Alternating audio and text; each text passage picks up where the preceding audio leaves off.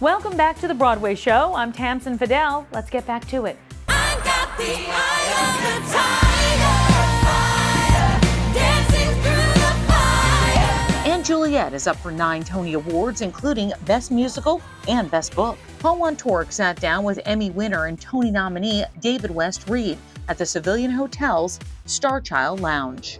David, how you doing? I'm doing great. How are you? I'm very good. How's life as a Tony nominee? It's pretty similar to life before. Great. I mean, I'm thrilled. Did not expect this, but I haven't gone completely off the rails yet. Better than Tony nomination. What's it like having like a hit? I've always wondered what it's like to just be able to I'm going to drop by the theater and see audiences delighted by my work. I mean, I've always wondered that too. So what is that like? It's really strange. I've had a show on Broadway that was the opposite of this, that was really not a hit.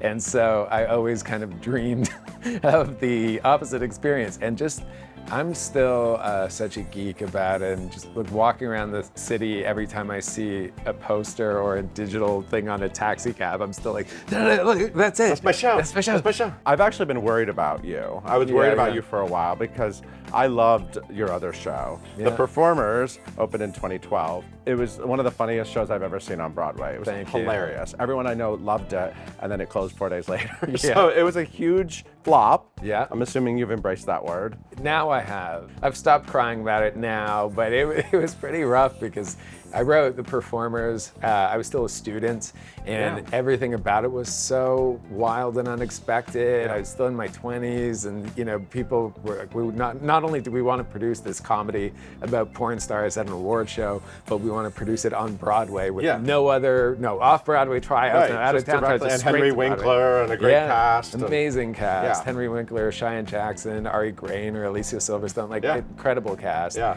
And we were having so much fun, and I thought the audiences were loving it. Then Hurricane Sandy hit the city, and people couldn't even get into New York, let alone into the theaters. So it was a lesson in how fragile and special all of this is. It can all go away, and I've tried to just enjoy every step of the process this time instead of always thinking ahead, because I feel like my first time round, it was just like, and then it'll be really great when we get to this.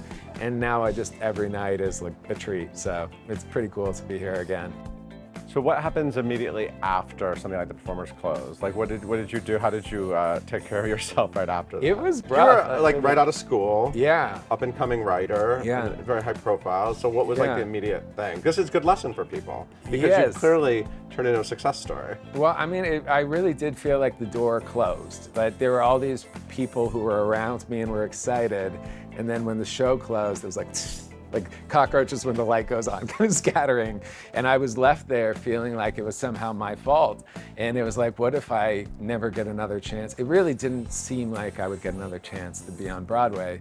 And then I took this circuitous path back where someone at my agency said, we're looking for Canadian writers for this new show called SCHITT'S Creek. And I happened to be a Canadian writer and just submitted a sample and started at the lowest level in TV and worked my way up there. And then from my work on that show, I got the attention of the producers of & Juliet and was able to get the opportunity to pitch on & Juliet and then to come back to Broadway this way. So it's a full 10-year gap between these shows, and the stories of the two shows couldn't be more different. But I do enjoy talking about the failure of it now because I had people at the time saying, you got it out of the way. Everyone has something like this. And now I'm lucky enough to feel like, okay, I had my failure and I can call it that and call it a flop because I've come out the other side of it. But it wasn't easy at the time. So obviously TV is treating you well. The Big Door Prize, the big hit on Apple TV+.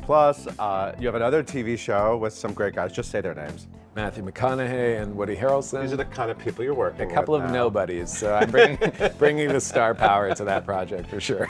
And obviously in Juliet, you have another new musical starting, Roy Orbison songs. That's right. You have a lot. I do have a lot going on. It's overwhelming, but if you've been through a period of having nothing working and just writing and desperately trying to get something into production, you know that you have to take advantage while strike while the iron's hot. So I have a little too much on my plate right now, but it's a great plate, and I'm enjoying this plate right now. Since you've been gone, I can't breathe for the first time. And Juliet. Here's what I know about this. So Max Martin is a guy who I've never heard of until very recently, and then I was like, oh my God, he wrote all these songs. Yeah. He wrote all of those amazing pop songs. His estate wanted to make a musical, right? Or his team wanted to make a musical, and then they were looking for writers to present ideas. He wanted to make a musical, which was one of the things that was so cool about it to me, is because you often hear of like the estate of someone wants to make a musical, and you think maybe that person will show up on opening night. This was him. This was him and his wife. It was his wife's idea, who's also a producer. So he said, I want to do something with my catalog. Here are the songs, about 250 pop songs that you've heard. You could make 10 musicals with it, and there were no parameters. Other than he didn't want it to be the story of a boy band or a young pop star. He wanted something really different. And so I said, how about this Shakespearean story? Okay, so literally you could have gone in any direction. Yeah. There's kind of a good legacy of Shakespeare spoof, Yeah. right? Or things Yeah. that jump up. I mean, there's no rights to deal with, right, with Shakespeare. That was one of the. So that's like the first great thing. I don't have to get the rights. But yeah, I mean, not only are there so many adaptations and reimaginings of Shakespeare, but even Shakespeare was doing that in his own time. All his stuff was borrowing from multiple places. So it was like a classic story of young love and heartbreak, Romeo and Juliet, written by the greatest pop writer of his time. Because it is true, it's like, how does one person create hundreds of songs that are popular around the world for so many different artists, so many different styles? And I love thinking about Shakespeare as not this highfalutin, highbrow artist that we now think of him as when we study him in school, but someone who was also creating art for everyone. And he kind of like a rock star of his day. And we really lean into that in a hopefully funny way in the musical.